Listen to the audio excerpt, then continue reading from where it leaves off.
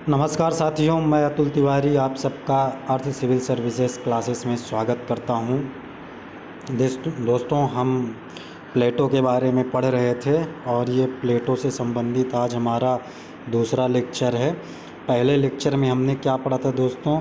प्लेटो का जीवन परिचय और उसके साथ ही हमने न्याय संबंधी विचार पढ़ा था। तो न्याय संबंधी विचार में हमने क्या पढ़ा था कि प्लेटो ने कहा था कि प्रत्येक व्यक्ति अपना अपना कार्य करते हुए दूसरे के कार्य में हस्तक्षेप ना करे उसे ही क्या कहते हैं?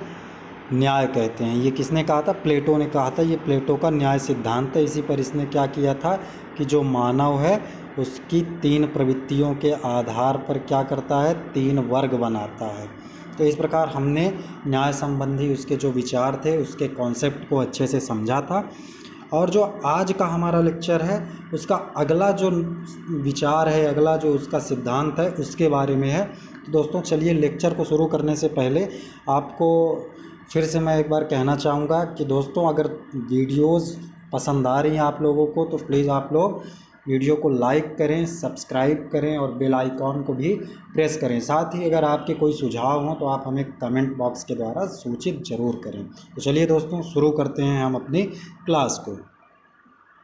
तो दोस्तों हमने विचार के बारे में कल पढ़ा था, प्लेटो के कौन कौन से नैतिक विचार हैं, कौन कौन से सिद्धांत हैं। तो उनमें हमने कल क्या पढ़ा था? हमने कल पढ़ लिया था न्याय संबंधी विचार।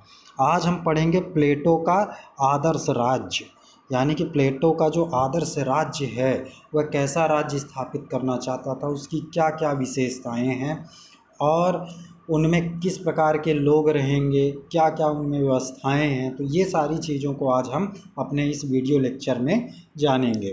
तो देखिए, प्लेटो क्या है कि तत्कालीन समय का मतलब क्या है कि लगभग 5 ईसा पूर्व नहीं, सॉरी, चौथी तीसरी ईसा पूर्व, है ना। इनका जन्म कब हुआ था? 428 ईसा पूर्व, यानी कि ये किस सदी की बात हो रही है? तीसरी या चौथी ईसा पूर्व की बात हो रही है। तो उस समय बहुत अधिक अराजकता और अव्यवस्था फैली हुई थी। कहाँ? यूनान में। तो इस अव्यवस्था और अराजकता का कारण क्या मानते थे? राजा का निरंकुश होना, इन सारी चीज़ों को। तो इनको दूर करने के लिए इन्होंने क्या कहा कि इन्होंने अपनी पुस्तक या ग्रंथ रिपब्लिक में इन्होंने आदर्श राज्य की स्थापना का क्या दिया? सिद्धांत दिया दोस्तों। तो इस बुक को जरूर याद रखिएगा। इसी बुक में इन्होंने क्या किया है? न्याय संबंधी अपने विचार प्रकट किए हैं और इसी बुक में प्लेटो ने आदर्श राज्य की संकल्पना को भी क्या किया है? प्रस्तुत किया है। तो इस प्रकार इन्होंने अपनी बुक किसमें? रिपब्लिक में आदर्श राज्य की संकल्पना को स्थापित किया है। तो आइए देखते हैं कि प्लेटो का जो आदर्श राज्य है उसके 4 स्तंभ कौन कौन से हैं। तो दोस्तों ये आपका 2 मार्कर में बन सकता है क्वेश्चन और साथ ही 5 मार्कर का क्वेश्चन है। ये हो सकता है कि आपसे बड़े क्वेश्चन में भी पूछ ले, है ना। तो मिनिमम इसके ज़्यादा चांसेस 5 मार्कर में है और साथ ही 2 मार्कर में है। 2 मार्कर में आपसे सीधे पूछेगा कि प्लेटो के आदर्श राज्य के स्तंभ बताइए, तो आप बताएंगे कि उसने 4 स्तंभ बताए हैं आदर्श राज्य के, और वो कौन कौन से हैं? न्याय, शिक्षा, साम्यवाद और दार्शनिक शासक। यही इसके आदर्श राज्य की विशेषताएं भी हैं और इसके ये क्या हैं? स्तंभ भी हैं। माने कि इन विचारों के द्वारा ही, इन स्तंभों पर ही उसका आदर्श राज्य क्या है? टिका हुआ है, जिसमें क्या क्या है? न्याय है, शिक्षा है, साम्यवाद है और दार्शनिक राजा या शासक है। तो ये प्लेटो के आदर्श राज्य के क्या हैं? 4 स्तंभ हैं।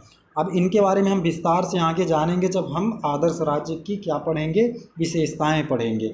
अभी आप लोगों न्याय तो हमने पहले ही आपको कंप्लीट करवा दिया है पहले लेक्चर में। अब जो बाकी बचे हुए हैं उनको हम आगे देखेंगे। तो चलिए आगे देखते हैं कि आदर्श राज्य में क्या क्या है प्लेटो के। तो देखिए दोस्तों, आदर्श राज्य जो है प्लेटो का, उसमें इसने क्या बताया? पहले कि आदर्श राज्य के निर्माण करने वाले तत्व बताए। और आदर्श राज्य के निर्माण करने वाले कितने तत्व हैं? 3 तत्व हैं। कौन कौन से? आर्थिक, सैनिक और दार्शनिक। और ये तीनों जो हैं, 3 तत्व जो हैं आदर्श राज्य के, यह किस पर आधारित है? मानव प्रवृत्ति पर आधारित हैं। यानी कि आर्थिक किससे संबंधित होगा, जिसमें लालसा होगी यानी कि उत्पादक वर्ग। और सैनिक कौन बनेगा, जिसमें साहस उत्साह होगा यानी कि यह कौन सा द्वितीय वर्ग हुआ।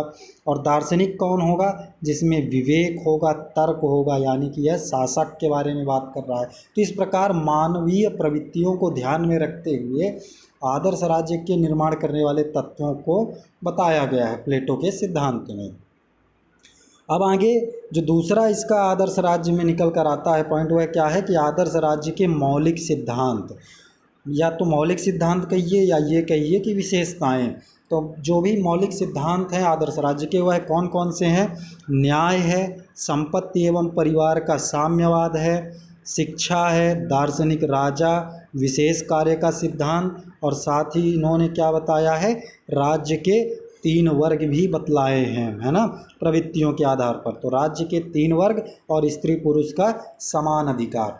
तो दोस्तों एक चीज़ आप लोग समझ रहे होंगे कि अगर आप परिभाषा को अच्छी तरह से समझ पा रहे हो कि न्याय के संबंध में प्लेटो का क्या विचार है, वह क्या कह रहा है कि प्रत्येक व्यक्ति अपने कर्तव्यों का क्या करे, पालन करे अपने उचित स्थान पर रहते हुए, और दूसरे के कार्यों पर क्या ना करे, हस्तक्षेप ना करे। और इसके लिए उसने क्या कहा, प्रवृत्तियां बताई कि ये प्रवृत्तियां पाई जाती हैं और अपने प्रवृत्तियों के अनुसार वह क्या करे, अपना कार्य करे। तो यहाँ पर क्या समझ में आ रहा है कि विशेष कार्य का सिद्धांत समझ में आ रहा है, राज्य के 3 वर्ग बन रहे हैं, है ना, इसमें न्याय भी हो रहा है, संपत्ति एवं परिवार का साम्यवाद तो चलिए नया है, और इसमें दार्शनिक राजा जिसमें विवेक और गुण है, विवेक और तर्क के गुण हैं, वह दार्शनिक राजा है। तो इस प्रकार न्याय से ही इसके आदर्श राज्य की भी संकल्पना सामने उभर कर आती है। तो अगर एक बार आप इसके कोर को समझ गए, इसके आंतरिक केंद्रीय बिंदु को समझ गए कि प्लेटो क्या कहना चाहता है, तो इसके सारे के सारे विचार क्या हो जाएंगे, आपके लिए बहुत ही आसान और बहुत ही सरल हो जाएंगे। ठीक है दोस्तों, तो चलिए अब हम देखते हैं कि आदर्श राज्य के निर्माण करने वाले तत्व के बारे में क्या कहा गया है। इसको हम थोड़ा सा विस्तार से जान लेते हैं। तो आर्थिक तत्व के बारे में क्या कहा गया, पहला जो इसका तत्व है आदर्श राज्य के निर्माण करने में, तो उसको क्या है, आर्थिक तत्व क्या है, यह भौतिक आवश्यकताओं की क्या करता है, पूर्ति करता है। यानी कि आदर्श राज्य में भौतिक जो आवश्यकताएं होंगी, है ना, चाहे वह उत्पादन हो या रहन सहन के लिए उपयोगी वस्तुएं हों, या वस्त्र हों, या मकान है, तो इस प्रकार ये जितने भी आर्थिक तत्व आएंगे वो सब क्या किस में आएंगी, भौतिक आवश्यकताओं में आएंगे। तो इनकी पूर्ति के लिए किसी भी राज्य में क्या होना चाहिए, आर्थिक तत्व का होना आवश्यक है। और यह किस पर आधारित है, आर्थिक तत्व श्रम विभाजन पर आधारित है। यानी कि कृषक जो होगा वह क्या कार्य करेगा, खेती का कार्य करेगा, मजदूर जो होगा वह निर्माण कार्यों में संलग्न रहेगा, जुलाहा जो रहेगा वह बुनकर या वस्त्र निर्माण का कार्य करेगा। इसी प्रकार आप और बता सकते हैं, जैसे लुहार हो गया है, सुनार हो गया है, बढ़ई हो गया है। तो ये सारे क्या हैं, ये एक श्रमिक हो चुके हैं और इनके कार्य क्या हैं, विभाजित हैं। सुनार जो है स्वर्णकार है, वह क्या कार्य करेगा, आभूषणों का निर्माण करेगा। लोहार क्या कार्य करेगा, वह लोहे से निर्मित वस्तुओं का निर्माण करेगा। तो इस प्रकार आर्थिक तत्व में किसकी विशेषता रहेगी, आदर्श राज्य में भौतिक आवश्यकताओं की पूर्ति पर बल दिया गया है। आगे देखिए, जो दूसरा तत्व है आदर्श राज्य का वह क्या है, सैनिक है। और ये सैनिक की क्यों आवश्यकता पड़ेगी आदर्श राज्य में, आप सब जानते हैं कि जो सैनिक होगा वह क्या करेगा, सुरक्षा करेगा और साथ ही राज्य का विस्तार करेगा। अब कोई भी राज्य होगा, अगर मान लीजिए पर्टिकुलर ये राज्य है, अब इस राज्य में एक जनसंख्या रहेगी और वह जनसंख्या अपने अपने कार्यों पर क्या रहेगी, संलग्न रहेगी। लेकिन क्या इस धरती पर केवल यही राज्य रहेगा, नहीं रहेगा। इसके आस पड़ोस में भी राज्य रहेंगे जिनसे क्या रहेगी, इस राज्य में असुरक्षा की भावना रहेगी। तो इस असुरक्षा की भावना को दूर करने के लिए जिन वर्गों में साहस और उत्साह की प्रवृत्ति होगी वह किस में आएंगे, सैनिक में आएंगे। और ये सैनिक तत्व किसी आदर्श राज्य की सुदृढ़ता हेतु क्या होते हैं, आवश्यक होते हैं। और यह राज्य को सुरक्षा प्रदान करते हैं और साथ ही उसका विस्तार करते हैं अन्य राज्यों को विजित करके। तो तो इस प्रकार प्लेटो ने क्या बतलाया, आदर्श राज्य में दूसरा तत्व सैनिक तत्व, ये किस लिए होता है, आदर्श राज्य की सुरक्षा और विस्तार के लिए। आगे उन्होंने क्या बतलाया, तीसरा तत्व दार्शनिक शासक। तो दार्शनिक शासक के क्या गुण बताए कि विवेक एवं तर्क के गुणों से युक्त क्या होना चाहिए, आदर्श राज्य में एक दार्शनिक शासक होना चाहिए जो क्या करेगा, न्याय की स्थापना करेगा, यानी कि यह क्या करेगा, न्याय को स्थापित करेगा, साथ ही यह राज्य की व्यवस्था को बनाए रखेगा। दार्शनिक है तो दार्शनिक होगा तो इसमें क्या होगा, यह भावनाओं पर नहीं आएगा, यह तर्कों और विवेक के माध्यम से क्या करेगा, न्याय करेगा, और न्याय करेगा तो राज्य की क्या बनेगी, एक सुव्यवस्थित व्यवस्था बनेगी, है ना। तो ये राज्य की व्यवस्था का भी क्या करेगा, संचालन करेगा। आगे देखिए दोस्तों, हम आदर्श राज्य की क्या करेंगे, अब मौलिक सिद्धांत और जो विशेषताएं हैं उनको हम क्या करेंगे, विस्तार पूर्वक एक एक करके हम पढ़ेंगे। तो पिछले वीडियो लेक्चर में आप लोगों ने न्याय के बारे में पढ़ा है, न्याय की डिफिनेशन पढ़ी है। तो जब आप 5 मार्कर या 11 मार्कर में जब लिखने जाएंगे इस आंसर को, तो इतना ज़्यादा आपको लिखना नहीं है, केवल आपको हेडिंग डालनी है और एक लाइन में आपको अपना आगे उसको एलिब्रेट करना है। ये मैं आपको समझाने के लिए, ताकि आपकी एक अच्छी समझ बन जाए और आपको हमेशा ये चीज़ें क्या रहें, याद रहें। तो इसलिए मैंने आपको ये चीज़ें बतलाई है। तो न्याय क्या है प्लेटो का, प्लेटो कहते हैं कि प्रत्येक व्यक्ति बिना हस्तक्षेप के, देखिए दोस्तों शब्दों को देखिए, कि प्रत्येक व्यक्ति बिना हस्तक्षेप के अपने कर्तव्यों का ठीक से पालन करे, यही क्या है, न्याय है। तो ये प्लेटो का न्याय है, यानी कि मौलिक सिद्धांत जो है आदर्श राज्य में, उसमें क्या होना चाहिए, न्याय होनी चाहिए। फिर उसने क्या कहा आगे कि राज्य में 3 वर्ग होना चाहिए। तो जब आप आंसर लिखेंगे तो आप सीधे बताइए 3 वर्ग कौन कौन से हैं। तो प्लेटो द्वारा क्या किया गया कि मनुष्यों में उनकी प्रवृत्ति के आधार पर, प्रवृत्ति कौन कौन सी है, लालसा, साहस, विवेक, तर्क, तो ये प्रवृत्तियां हैं। तो इन प्रवृत्तियों के आधार पर 3 वर्गों में क्या किया है, विभाजित किया है मनुष्यों को अपने राज्य में। तो वो कौन कौन से, जिनमें लालसा है वह कृषक वर्ग में आएंगे या उत्पादक वर्ग में आएंगे, जिनमें साहस और उत्साह की प्रबलता है वह किस वर्ग में आएंगे, सैनिक वर्ग में आएंगे, और जिनमें विवेक और तर्क के गुण होंगे वह क्या होगा, शासक वर्ग होगा। तो इस प्रकार राज्य के कितने वर्ग होंगे, 3 वर्ग होंगे। आइए अगला देखते हैं कि अगला उनका क्या है। तो अगला उन्होंने जो विचार दिया वह क्या दिया, संपत्ति एवं परिवार का साम्यवाद। तो दोस्तों इसको भी आपको एक ही लाइन 2 लाइन में लिख देना है जब पूरा कंप्लीट आपसे पूछेगा, लेकिन इस क्वेश्चन में जो प्लेटो का साम्यवाद सिद्धांत है यह 5 मार्कर में पूछे जाने की क्या है, संभावना है, इसलिए मैंने आपको इसको अच्छे तरीके से प्रेजेंट किया है। तो प्लेटो का जो राज्य है वह क्या है, आध्यात्मिकता पर आधारित है, ना कि भौतिकता पर। और आध्यात्मिकता का मतलब क्या हो गया, आध्यात्मिकता का मतलब हो गया नैतिक गुणों से युक्त, यानी कि जो प्लेटो है उसका राज्य किस पर आधारित है, नैतिक गुणों से युक्त है, यानी कि वह आध्यात्मिकता पर आधारित है। और साम्यवाद का सिद्धांत क्या किस पर लागू होगा, ये केवल सैनिक और शासक वर्ग के लिए है, उत्पादक वर्ग के लिए नहीं है।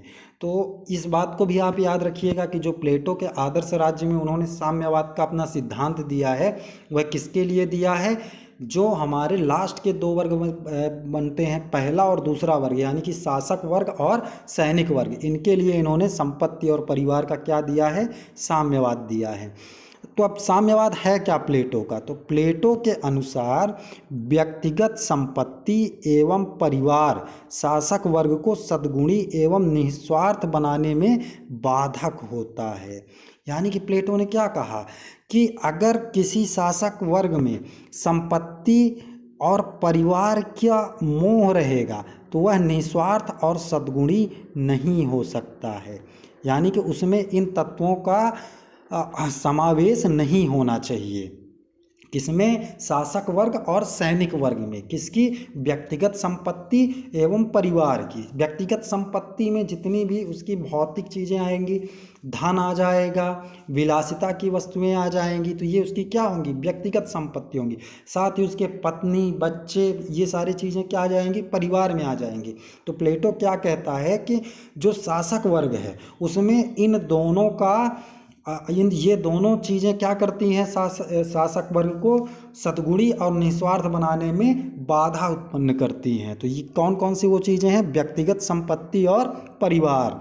तो इस प्रकार साम्यवाद सिद्धांत के अनुसार शासक की कोई व्यक्तिगत संपत्ति नहीं होगी, उसका वेतन कौन देगा, उत्पादक वर्ग देगा, यानी कि उसके वेतन का निर्धारक कौन होगा, उत्पादक वर्ग होगा।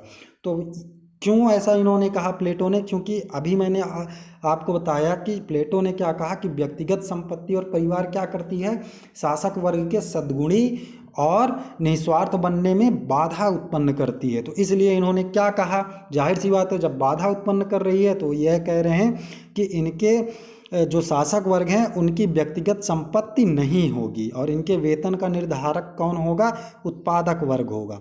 साथ ही इन्होंने क्या कहा कि जो शासक होगा उसका कोई स्थायी विवाह भी नहीं होगा, जब स्थायी विवाह नहीं होगा तो उसका परिवार नहीं बनेगा, जिससे उत्पन्न संतान के माता पिता का ज्ञान ना होने पर सभी वर्ग उसके विकास में क्या करेंगे, रुचि लेंगे। यानी कि जो शासक वर्ग होगा उसका स्थायी विवाह नहीं होगा और वह किस पत्नी से उसका बालक उत्पन्न हो रहा है इस बारे में भी किसी को कोई जानकारी नहीं रहेगी।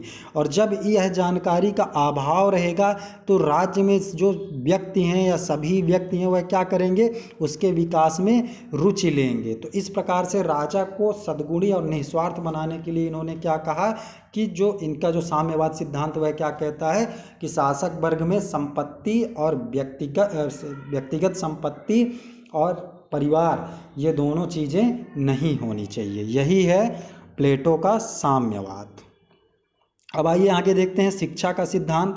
तो इनका जो अगला सिद्धांत है वह किसका है, शिक्षा का है। तो इसमें ये क्या कहते हैं कि व्यक्ति को अपने कर्तव्य का योग्य ज्ञान किसके द्वारा होता है, शिक्षा के द्वारा ही होता है। यानी इन्होंने यहाँ पर शिक्षा की महत्ता को स्थापित किया है और इसको आप इस बात से भी समझ सकते हैं कि इन्होंने एथेंस में एक अध्ययनशाला स्थापित की थी जिसका नाम क्या था, एकेडमी। तो एकेडमी नाम से इन्होंने एथेंस में क्या किया था, एक अध्ययनशाला की भी स्थापना की थी। यानी कि इन्होंने शिक्षा का भरपूर समर्थन किया है और क्या कहा है कि जो व्यक्ति है उसे अपने कर्तव्य का योग्य ज्ञान कब होगा, जब उसे शिक्षा, उचित शिक्षा मिलेगी। तो प्लेटो ने क्या किया है कि सद्गुणों के विकास हेतु बाल्यकाल से लेकर के 35 वर्ष तक की शिक्षा योजना क्या की है, प्रस्तुत की है। और वह शिक्षा योजना क्या है, जब हम शिक्षा के बारे में, इनके शिक्षा संबंधी विचार के बारे में पढ़ेंगे तो एलोबरेट करके आपको बताएंगे कि बाल्यकाल से लेकर के विभिन्न उम्रों के पड़ाव में वह क्या क्या, कौन कौन सी और किस प्रकार की शिक्षाएं देने की बात कही है। तो इन्होंने क्या कहा कि सद्गुणों के विकास के लिए इन्होंने क्या किया है, बाल्यकाल से लेकर के 35 वर्ष तक शिक्षा योजना प्रस्तुत की है। और जो प्लेटो का शिक्षा सिद्धांत है वह किस पर आधारित है, मनोवैज्ञानिक और दार्शनिक। मनोवैज्ञानिक और दार्शनिक आधार पर इन्होंने शिक्षा को क्या किया है, 2 भागों में विभाजित किया है। कैसे, इन्होंने पहले ही बतला दिया है कि जिसमें बुद्धि, विवेक और तर्क होगा वही क्या करेगा, दार्शनिक राजा बनेगा। यानी कि ये तीनों टर्म जो है किससे संबंधित हैं, मनोविज्ञान से संबंधित हैं, दर्शन से संबंधित हैं। तो इस प्रकार इनके शिक्षा का सिद्धांत है, किनका, प्लेटो का। अब आइए आगे देखते हैं इनका अगला सिद्धांत क्या है। तो आगे इन्होंने अगले सिद्धांत में क्या बताया, आदर्श राज्य में इन्होंने दार्शनिक शासक के बारे में बतलाया है। तो दार्शनिक शासक कौन होगा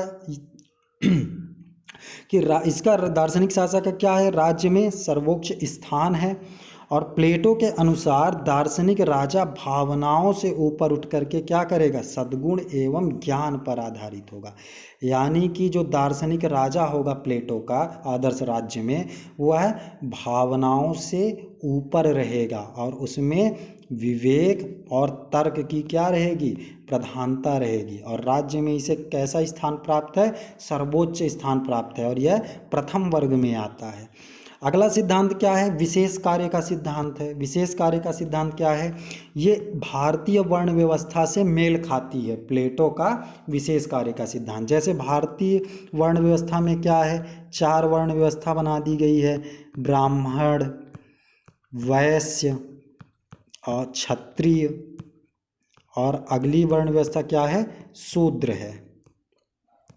तो ये जो 4 वर्ण व्यवस्था है भारतीय समाज में, वह क्या है, कार्य पर आधारित है। कि जो ब्राह्मण है वह अध्ययन का कार्य करेगा, वैश्य जो है तो यह उत्पादन का कार्य करेगा, व्यापार का कार्य करेगा, क्षत्रिय जो है वह किसका कार्य करेगा, वह राज्य की सुरक्षा विस्तार का कार्य करेगा, और जो शूद्र है वह क्या करेगा, इन सब कार्यों में वह सहयोग करेगा।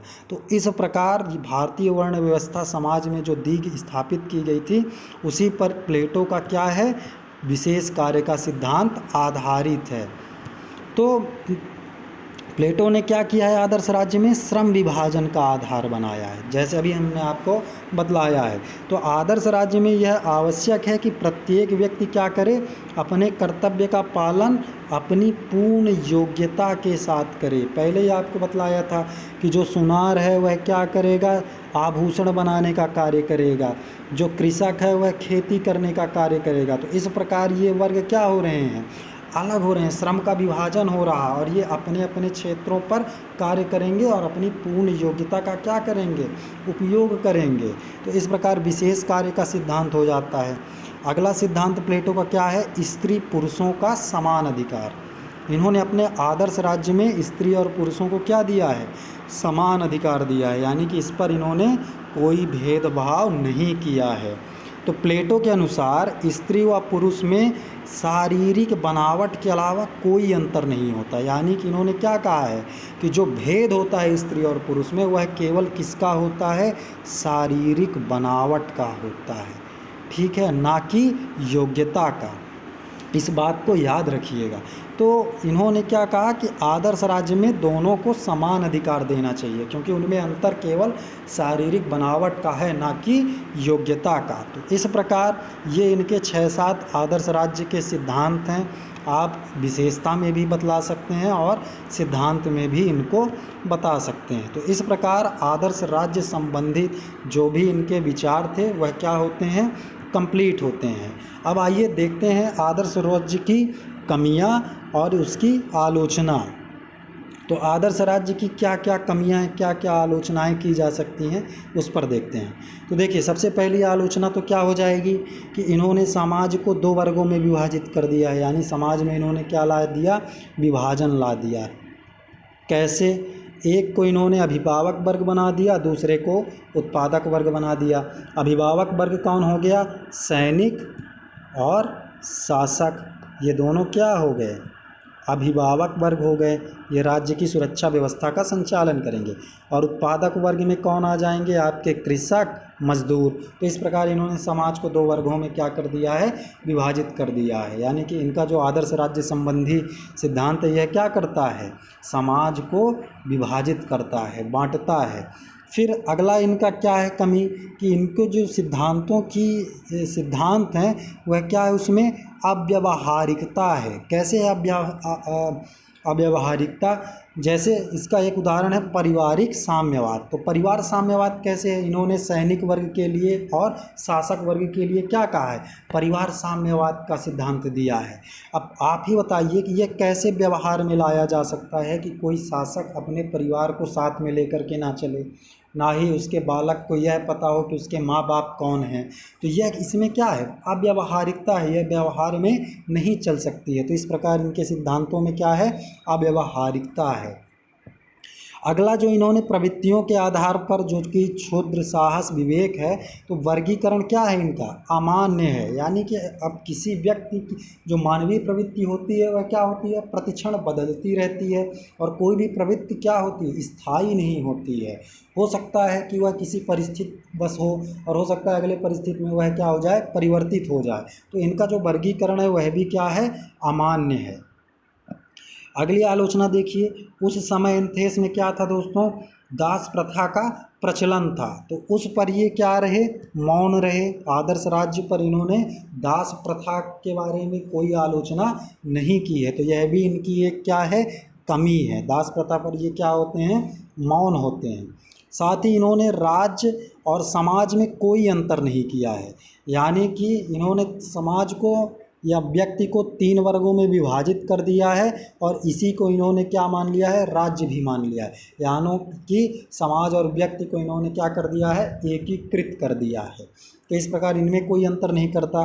साथ ही जो प्लेटो का आदर्श राज्य है वह क्या करता है, निरंकुश आध्यात्मवाद है।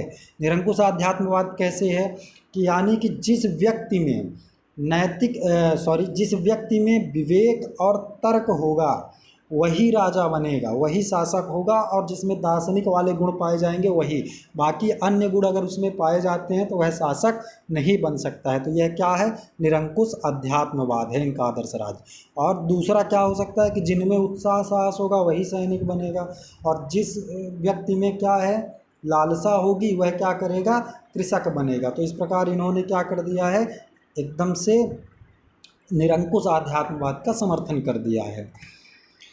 अगला इनका क्या है विचार, शिक्षा को इन्होंने क्या किया है, कमी जो है इनकी आदर्श राज्य की, कि शिक्षा को पूर्णतः राज्य के नियंत्रण में रख दिया है इन्होंने, जिससे क्या होता है, व्यक्ति का पूर्णतः विकास नहीं हो पाता।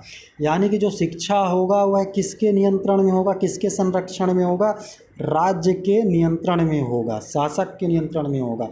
तो अब कोई व्यक्ति है तो जाहिर सी बात है कि राज्य के द्वारा जो शिक्षा दी जाएगी उसे वह वही शिक्षा प्राप्त कर पाएगा, अन्य शिक्षा से वह क्या हो जाएगा, वंचित हो जाएगा, और इस वंचना से उसका पूर्ण विकास क्या हो जाएगा, अवरुद्ध हो जाएगा। उसे वही ज्ञान प्राप्त होगा जो राज्य के द्वारा उपलब्ध कराया जाएगा। तो ये प्लेटो के आदर्श राज्य की कमियां थीं, इन कमियों से इनकी आलोचना की जा सकती है। तो इस प्रकार आदर्श राज्य से संबंधित प्लेटो के जितने भी विचार थे उसे हमने कंप्लीट कर लिया है दोस्तों। अब आज के लिए इतना ही। अगर वीडियो आपको अच्छा लगा हो तो आप वीडियो को लाइक, सब्सक्राइब और कमेंट करिए। धन्यवाद दोस्तों।